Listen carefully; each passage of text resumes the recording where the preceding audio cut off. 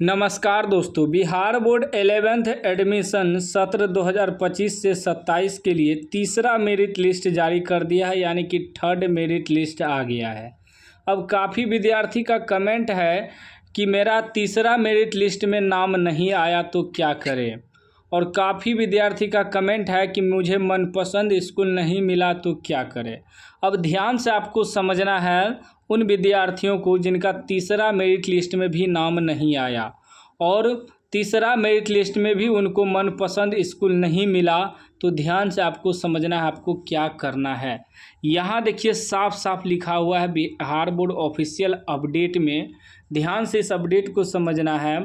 कह रहा है वैसे आवेदकों के लिए जिनका चयन तृतीय चयन सूची यानी कि थर्ड सिलेक्शन लिस्ट में नहीं हुआ है के लिए आवश्यक सूचना, यानी कि जिसका तीसरा मेरिट लिस्ट में नाम नहीं आया है उनके लिए आवश्यक सूचना ध्यान से आपको समझना है।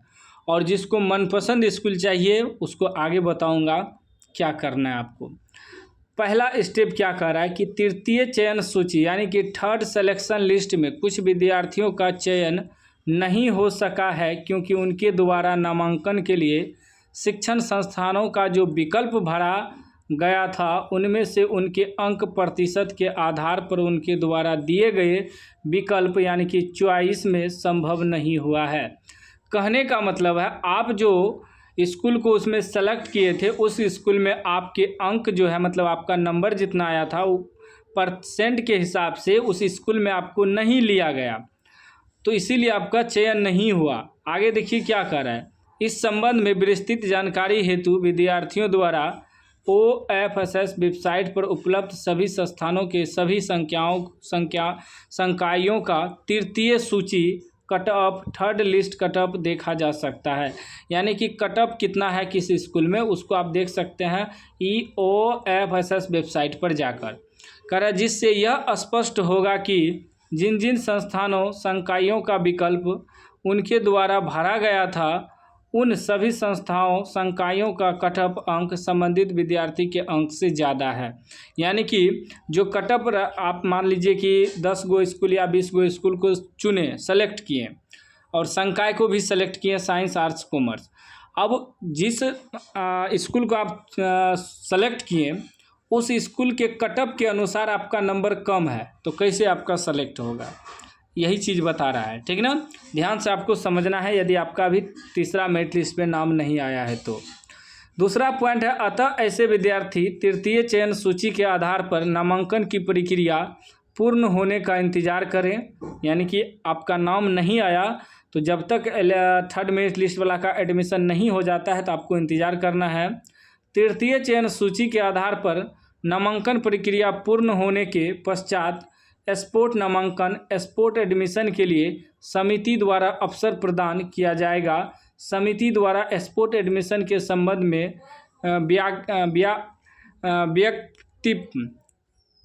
व्यक्ति बाद में प्रकाशित की जाएगी। कहने का मतलब है कि यदि आपका तीसरा मेरिट लिस्ट में नाम नहीं आया है तो आपको इंतज़ार करना है 31 जुलाई तक जो है थर्ड मेरिट लिस्ट वाला का एडमिशन होगा। उसके बाद जब स्पोर्ट एडमिशन होगा उसमें आप डायरेक्ट एडमिशन करा लेंगे। अब आपका डाउट होगा आपके मन में कि क्या फिर से रुपया देना होगा ऑनलाइन करने का, तो आगे समझिएगा।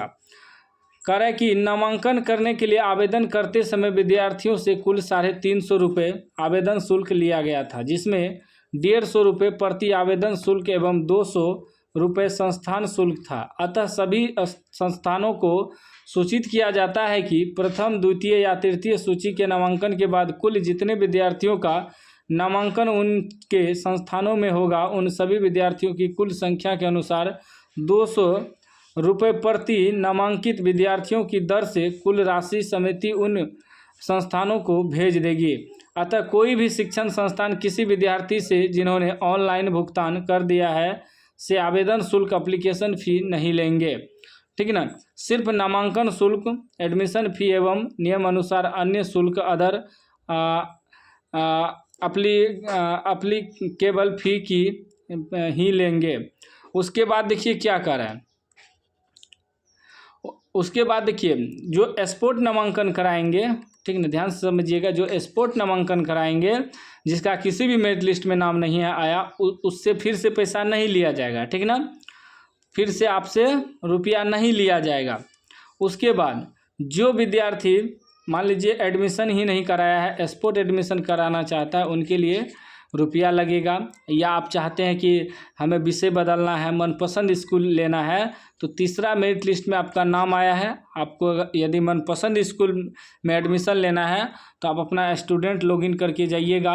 वहाँ आपको जो है ना स्लाइड अप का एक ऑप्शन दिखेगा, ठीक ना, स्लाइड अप आप कर लीजिएगा, यहाँ दिया हुआ है। स्लाइड अप करके जिस स्कूल में आप एडमिशन कराना चाहते हैं उस स्कूल को फर्स्ट नंबर में सेलेक्ट करना है, ठीक ना। स्लाइड अप करके यहाँ देखिए लिखा हुआ है ना, स्लाइड अप के बाद तृतीय चयन सूची में अन्य शिक्षण चयन किया गया है। यानी कि जो विद्यार्थी फर्स्ट मेरिट लिस्ट में जिसका नाम आया था वह स्लाइड अप किया था तो उनका सेकंड में आया, जो सेकंड में स्लाइड अप किया था उनका थर्ड में आया है, ठीक ना। यहाँ स्लाइड अप आप कर सकते हैं थर्ड सिलेक्शन लिस्ट में। यदि आपको मनपसंद स्कूल नहीं मिला है तो स्टूडेंट लॉगिन करिएगा और स्लाइड अप जो है 28/7/2025 से 31/7/2025 तक आप स्लाइड अप कर सकते हैं, ठीक ना। तो जिसका थर्ड मेरिट लिस्ट में नाम आया है, मनपसंद स्कूल नहीं मिला है, तो आप स्लाइड अप करिएगा। पहले स्टूडेंट लॉगिन करके वहाँ स्लाइड अप का ऑप्शन देगा, स्लाइड अप करिएगा। लेकिन उससे पहले आपको जो स्कूल अलाउड किया गया है, जिसमें आपको सिलेक्शन किया गया, वहाँ आपको एडमिशन कराना है, उसके बाद ही स्लाइड अप करना है, ठीक ना। या आप स्पोर्ट एडमिशन करा के आप स्कूल वगैरह चेंज कर सकते हैं, ठीक ना। तो इस चैनल को सब्सक्राइब कर लीजिएगा, आगे आपको अपडेट वगैरह मिलता रहेगा। तो याद रखिएगा, जिनका किसी भी मेरिट लिस्ट में नाम नहीं आया है तो अब आपको सीधा स्पोर्ट एडमिशन कराना है, ठीक ना।